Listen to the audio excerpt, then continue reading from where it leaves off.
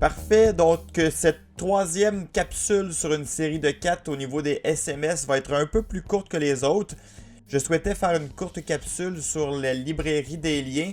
Donc lorsque vous souhaitez ajouter un lien dans vos messages SMS, évidemment vous allez vouloir que ce lien-là soit raccourci pour ne pas dépasser le nombre de fragments de vos SMS qui est de 160 maximum pour pas que ça se divise en 2 fragments.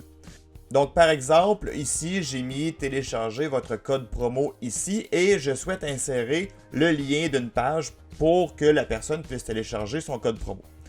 Dans le menu de gauche, vous avez ce qu'on appelle la librairie des liens et vous allez avoir 2 options dans ça. Vous allez avoir un lien vers une page de destination. Donc c'est une page de destination que vous auriez fait de Dialogue Insight à partir du menu ici que vous pourriez joindre directement dans votre communication SMS. Ou vous avez simplement un lien par lequel vous allez pouvoir taper votre URL, par exemple dans mon cas dialogueinsight.com/promo. Et lorsque vous placez votre curseur à l'endroit où vous désirez insérer le lien et cliquez sur le bouton insérer, vous allez remarquer que c'est un bout de code qu'on vous insère.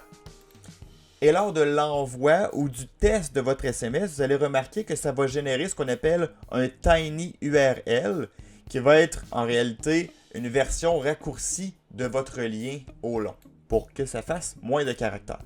Donc au niveau du résultat final, ça va fonctionner quand même très bien. Par contre, on va raccourcir le nombre de caractères pour ne pas que ça fasse 3 ou 4 fragments, simplement pour envoyer un lien à ce moment-là.